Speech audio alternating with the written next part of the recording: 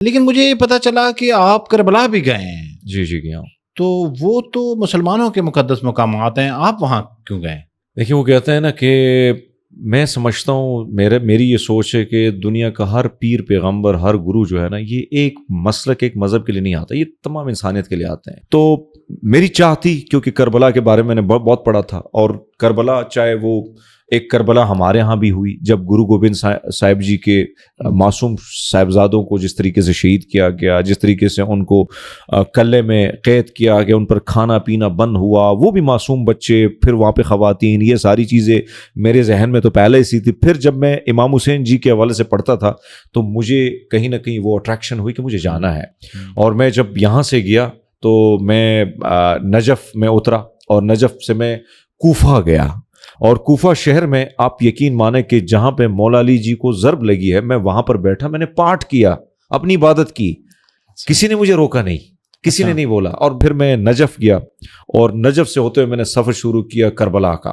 لیکن یقین مانے نہ پاجی کہ میں مختلف راستوں سے ہوتا ہوا گیا. ایک چیز جو میں نے دیکھی تھی ہم سکھوں میں, جو بچپن سے ہمیں سکھائی جاتی ہے کہ انسانیت کی سیوا کرنا, خدمت کرنا, تو یہ پہلی بار میں مسلمانوں میں دیکھ رہا تھا, پہلی بار کہ کوئی بچہ کھڑا ہے جس کے پاس شہد کا شربت بنایا اس نے, یا اگر وہ غریب ہے تو پنکھا ایسے ہلا رہا ہے آپ کو ٹھنڈی ہوا دینے کے لیے, کوئی آپ کے پاؤں دبا رہا ہے, کوئی آپ کے جوتے صاف کر رہا ہے, کوئی آپ کو کھانا کھلا رہا ہے. اور میں اتنا تھک گیا تھا کھاتے کھاتے کہ لوگ مجھ سے اتنا پیار کر رہے تھے کہ وہ کہتے نہیں اس کا خیال رکھنا ہے. تو میں انکار نہیں کر سکتا تھا ان لوگوں کو. اور میرے جو دوست تھے رضی طاہر صاحب, وہ کہتے تھے یار پاجی تیری وجہ سے میرا پیٹ نا بہت پھول گیا ہے.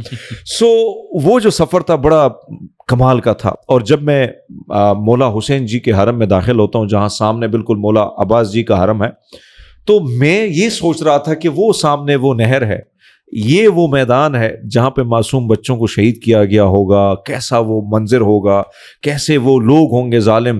اور آپ وہ ویڈیو میری کربلا پہ دیکھ سکتے جس پہ پھر مجھے 40 ایوارڈ ملا, اس کا ذکر میں لازمی کروں گا. جی جی. تو میرے رونگٹے اس میں کھڑے ہو جاتے ہیں. میرے یوٹیوب پہ یہ ویڈیو پڑی ہے, واقعی آپ رونگٹے دیکھ سکتے ہیں, میں فیل کر رہا ہوں. اچھا پھر 2.5 کروڑ لوگ ہیں, 2.5 کروڑ لوگ میں میری خواہش تھی کہ میں حرم میں جا کے اندر آ جاؤں. اب کیسے جاؤں, اتنے لوگ ہیں. مجھے نہیں پتا تھا پاجی کہ کئی ربدہ بندہ آئے گا اور وہ میرا فین ہوگا. اچھا. اور وہ ایک ڈاکٹر تھا ینگ سا, وہ میرے پیچھے آیا, کہتا ہے آپ ہرمیت سنگھ ہیں. میں نے کہا جی ہاں. کہتے ہیں آپ نے غزہ میں بہت کام کیا ہے. تو کہتے ہیں آپ, مجھے پتا ہے نا, میں نے آپ کی ویڈیوز آتے ہوئے دیکھی ہیں کہ آپ امام حسین جی کے حرم میں آپ دیدار کرنا چاہتے ہیں. میں نے کہا جی لیکن کیسے جاؤں. کہتے بس ہو گیا کام. بھاجی بلیو می, مجھے وہ کیسے لے کے گیا ہے, کہاں میں نے وہ درشن دیدار کر کے میں وہاں سے واپس آیا ہوں. وہاں سے میں نکلا تو یقیناً آپ کے آنکھوں میں آنسو ہوتے ہیں. اگر آپ انسان ہیں تو اس حسین جی کا درد آپ محسوس کریں گے. آپ جب گرو گوبند سنگھ جی اور ان صاحبزادوں کو پڑھیں گے تب بھی آپ اس کا درد محسوس کریں گے. تو جب میں باہر نکلا تو ایک لڑکا آیا, نوجوان خوبصورت آپ جیسا, اور وہ مجھے نا گلے مل کے رونے لگا. جب وہ رونے لگا تو میں نے کہا کیوں رو رہے ہو. کہتا ہے یار آپ کی ویڈیو دیکھی ہیں جو میں, بس میرے پاس الفاظ نہیں کہ میں کیوں رو رہا ہوں, بس مجھے آپ سے گلے ملنا ہے. تو میں بھی رونے لگا, وہ بھی رونے لگا. اور پھر پتہ نہیں وہاں سے ایک عربی آیا اور اس نے ہمیں پانی دیا اور اس نے ہمارا بڑا خیال رکھا. سو وہ ایک اسپرچول ایک سفر تھا جو ہمیشہ میں نے گرودوارے میں محسوس کیا, میں نے وہاں پہ. لیکن ایک چیز جو میں نے محسوس کی ہے کہ بھائی کوئی نفرت نہیں تھی, سب پیار ہی دے رہے تھے. یعنی کوئی یہ نہیں پوچھ رہا تھا کہ اوے آپ سکھ ہیں آپ یہاں نہیں جا سکتے, نہیں. بولا باجی آیا ہوا ہے, اور لوگ پیار کر رہے تھے. تو میں بہت سارے لوگوں کو کہتا ہوں کہ بہت سارے مسلمان دوستوں کو کہتا ہوں آپ جائیں, آپ کربلا کا سفر کریں. ایک تو آپ اس مصائب کو, ان تکالیف کو, اس دکھ کو محسوس کریں گے. پھر ان لوگوں کی, یعنی وہ لوگ لٹاتے ہیں آپ پہ بڑے بڑے, جس طرح آپ گردوارے میں جاتے ہیں نا کہ پرائم منسٹر بیٹھا ہوگا جوتے صاف کرے گا, جس طرح مہاراجا رنجیت سنگھ کو کوڑوں کی سزا ہوئی تھی.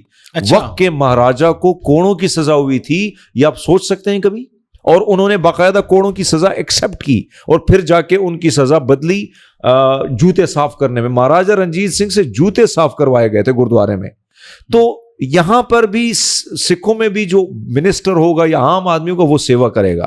وہاں پر بھی میں نے دیکھا کہ میں نے عراق کے, ایران کے, دنیا کے بڑے بڑے آفیسر جن کو میں پروفائل میں نے پڑھی ہوتی ہے, صحافی ہوں, تو وہ لوگ آ کے خدمت کر رہے ہیں, آپ کے پاؤں دبا رہے ہیں. تو یہ ایک اسپرچول سفر تھا جو میں نے کیا. اچھا پھر اس پہ میں نے ایک ڈاکومنٹری بنائی. اچھا. اور ڈاکومنٹری جب میں نے بنائی تو مجھے نہیں پتا تھا کہ میں تو ڈاکومنٹری دل سے بنائی تھی پاجی. جو الفاظ تھے وہ آپ سنیں گے تو وہ دل کے ہی ہیں. جی جی. مجھے نہیں پتا تھا کہ میری ڈاکومنٹری 70 کنٹریز میں پہلا نمبر آئے گا اور ایران نے اس کے لیے مجھے سلیکٹ کیا. میں پہلا سکھ ہوں, پہلا غیر مسلم ہوں جس کو یہ ایوارڈ ملا ہے. اچھا, میں جب جاتا ہوں تو اسٹیٹ گیسٹ مجھے بلائے جاتے ہیں ایران میں, ایوارڈ دیا جاتا ہے, کچھ پیسے بھی دیے جاتے ہیں اور پورا مجمع سب کو ایوارڈ دیے گئے. لیکن جب میری باری آئی تو تمام تر منسٹر صاحبان ایران کے کھڑے ہو گئے اور وہ باقاعدہ انہوں نے اپنا نعرہ لگایا اور مجھے بڑے عزت و تکریم کے ساتھ انہوں نے ایوارڈ دیا. اور پھر انہوں نے مجھے موقع دیا اسپیچ کرنے کا کہ یہ سفر کیسا تھا.